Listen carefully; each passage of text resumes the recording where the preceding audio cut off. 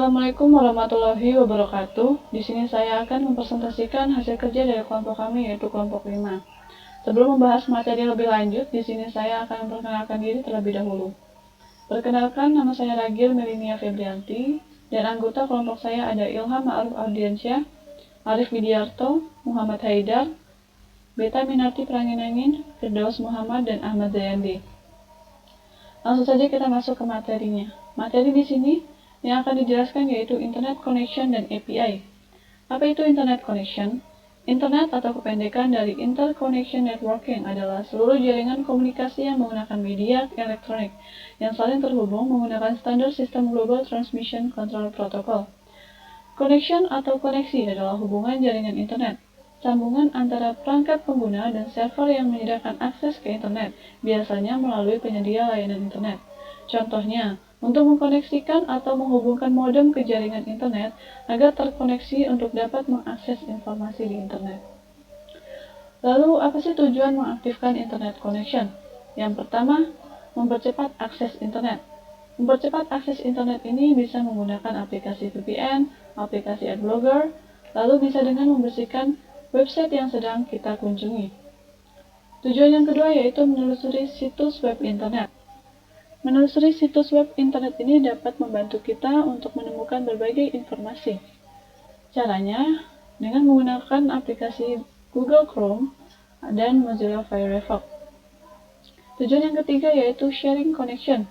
Sharing connection ini merupakan pengguna perangkat laptop, komputer, atau handphone dengan akses internet seperti Wi-Fi, layanan 3G, dan internet gateway yang lainnya.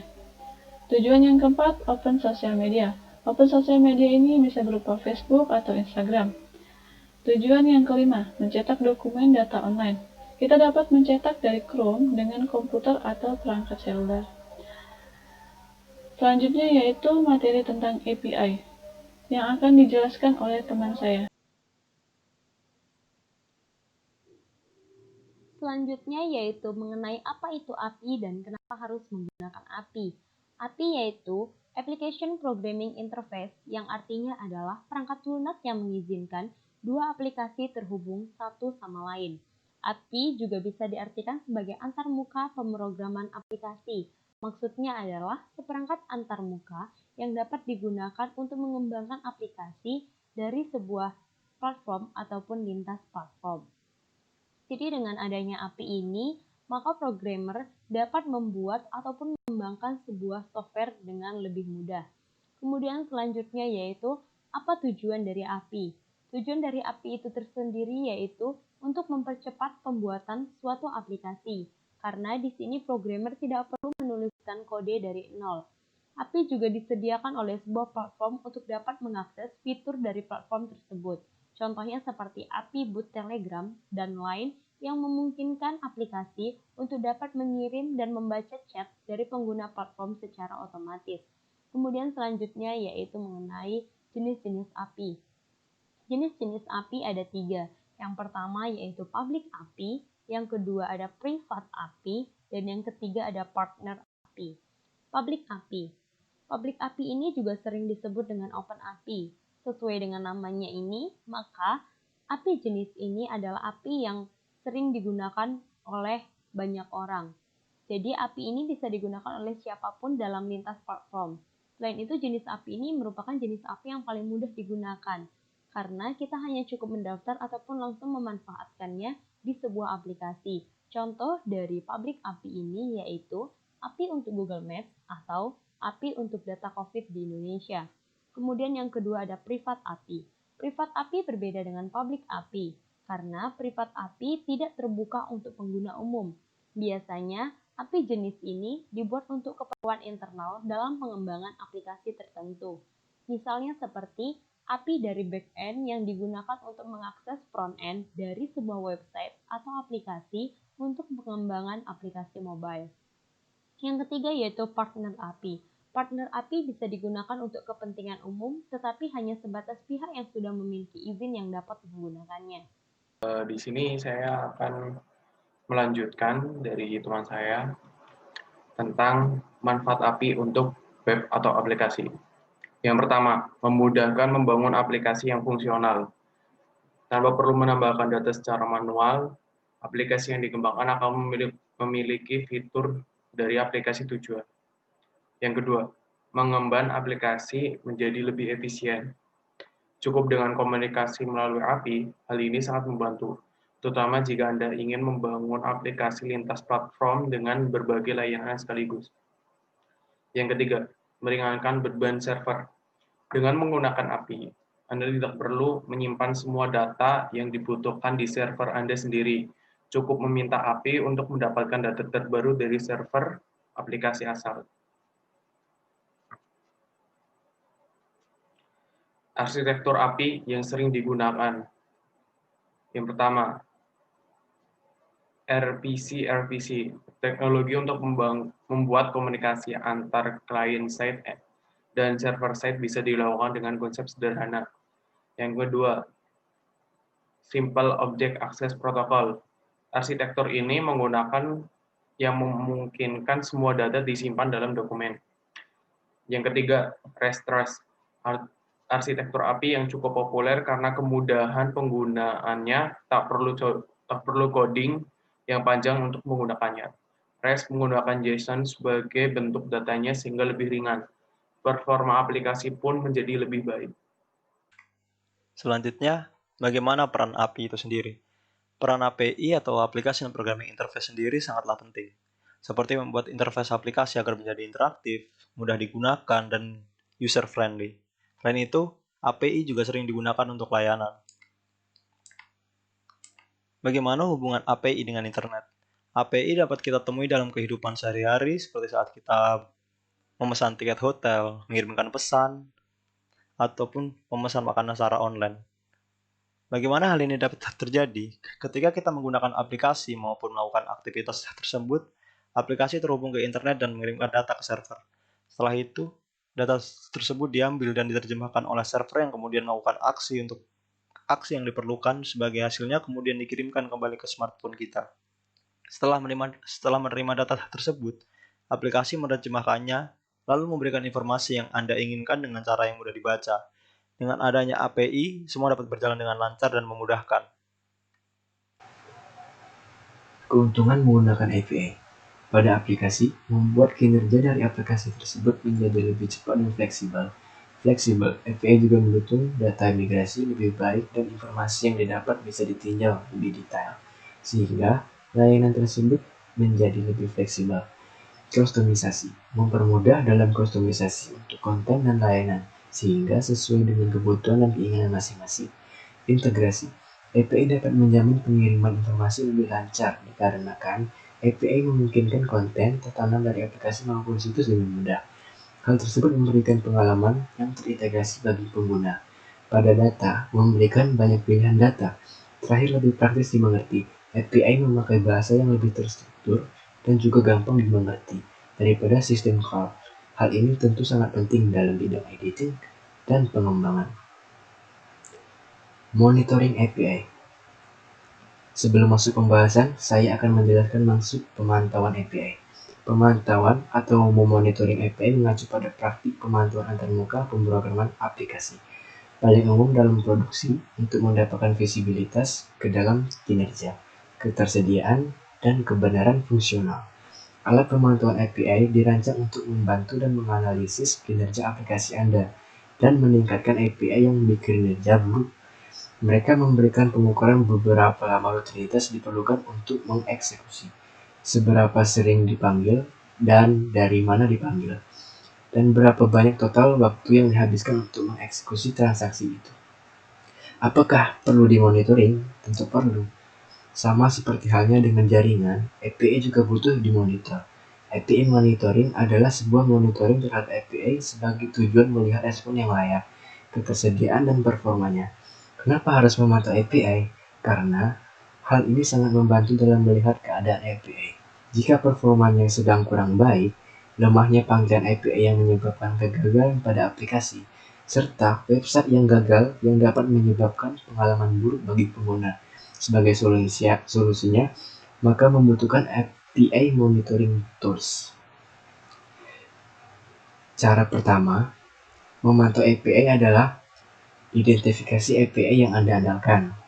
baik yang dihadapi secara internal, publik, IPA mitra, atau API pihak ketiga yang Anda gunakan. Memahami transaksi dan kasus penggunaan fungsional. Mana yang perlu Anda lihat adalah langkah kedua yang bagus dalam menyusun strategi pemantauan API yang dapat mengubah kinerja dan MTTR Anda. Setelah Anda mengidentifikasi API dan fungsi utama, tentukan apakah Anda ada skrip pengujian API atau spesifikasi API saat ini yang tersedia yang mungkin dapat digunakan kembali, baik untuk membuat pemantau API baru atau untuk disimpan sebagai referensi bagi tim operasi untuk digunakan dalam sebuah skrip monitor baru. Di sini diperlukan tergantung pada alat yang Anda pilih. Tools yang digunakan untuk API monitoring adalah API Fortress, Runscope, API Matrix, API Science, Postman for monitoring, dan masih banyak lagi. Pada kali ini saya akan membahas tentang codingan aplikasi yang sudah kami buat yang berkaitan tentang internet connection dan API.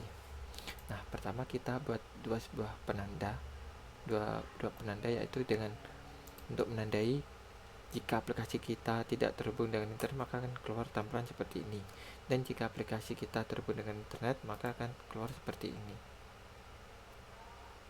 Nah, untuk membuatnya yaitu dengan membuat activity content baru dengan nama terserah. Nah, kalian deklarasikan connectivity service-nya dan panggil ulang dengan codingan seperti ini. Setelah itu terdapat codingan on aktif sama on inaktif, yaitu untuk menandai apakah aplikasi kita terkoneksi dengan internet atau tidaknya, itu seperti itu. Nah, setelah itu kita jangan lupa untuk memberi transport type dari aplikasi tersebut untuk API kita, yaitu dengan cellular Wi-Fi. Nah, ini untuk mengizinkan aplikasi tersebut mengakses hardware dari smartphone kita tersebut. Nah, jika ini terdapat private net receiver object. Nah, ini jika terdapat koneksi internet maka dia akan meneruskan ke update connection. Nah, untuk update connectionnya sendiri seperti ini. Jika koneksi tersebut true, dia akan kembali lagi ke service ini, lalu akan dengan menjalankan logika dari if else override phone inactive sama override phone on inactive. Nah, untuk lebih lanjutnya kita akan demo aplikasinya. Nah, saya mencoba aplikasi ini langsung ke HP saya. Saya menggunakan screen mirroring untuk menampilkan tampilan dari HP saya. Jika muncul tampilan seperti ini, maka klik install. Nah, jika setelah terinstall, maka dia akan langsung muncul secara otomatis seperti ini. Nah, ini jika aplikasi kita terhubung dengan smartphone kita yang sudah terhubung dengan koneksi internet. Nah, jika kita matikan koneksi internetnya, maka akan keluar tampilan seperti ini. Nah, untuk API-nya sendiri nanti akan dijelaskan oleh teman saya. Ya, sebelumnya sudah dibahas tentang internet connection oleh teman saya. Nah, selanjutnya saya akan membahas tentang codingan tentang API-nya. Nah, sebelumnya ini kita membuat tampilan terlebih dahulu. Nah, ini yang seperti sebelumnya, ini yang untuk disconnected-nya. Kita hilangkan dulu ground-nya. Nah, seperti ini jika tidak ada internet. Nah, jika ada internet, maka kita akan membuatnya. Nah, kita hilangkan dulu supaya tampilannya nampak. Nah, ini. Nah, yang perlu diperhatikan ini bukan tampilan, tapi kita memperhatikan buttonnya. Nah, kita membuat ID-nya Play 2 dan Play 3. Nah, lanjutnya kita ke Home Activity. Nah, jangan lupa untuk mengimportkan apa yang diperlukan seperti YouTube player, YouTube standalone player. Nih, dan jangan lupa untuk di libs-nya nih. Libsnya kita masukkan YouTube Android Player API Jar. Ini bisa dicari di Google. Nah, setelah itu kita akan memasukkan APK-nya. Nah, APK sendiri ini kita membuatnya dari ini, kita ke Google API, terus kita buat ke kredensial, nah buat kunci API. Nah, kita buat dulu. Nah, ini bisa disalin langsung masuk coding. Karena saya sudah membuat sebelumnya, kita langsung codingannya. Nah, setelah itu, nah ini untuk yang buttonnya, kita menggunakan instance untuk berpindah ke halaman YouTube-nya ini. Nah, ini adalah alamat YouTube-nya. Nah, alamat YouTube itu yang ini yang diambil. Nah, yang ini. Nih. Nah, setelah itu, ini kan 2. Nah, akan kita coba kan, kita jalankan. Nah, sebelumnya jangan lupa untuk memvisible background-kan lagi tampilannya. Nah, ini. Nah, langsung jalankan karena saya menggunakan HP saya sendiri yang terkonek oleh display mirror. Langsung saja kita buka. Nah, langsung jelajah yuk. Nah, ini langsung nampak, langsung kita klik aja watch. Nah, dia akan terplay langsung ke YouTube. Nah, seperti itu. Sekian video dari kami tentang internet connection dan API. Mohon maaf jika video kami terdapat banyak kesalahan dan salah pengucapan. Terima kasih telah menonton video dari kami. Wassalamualaikum warahmatullahi wabarakatuh.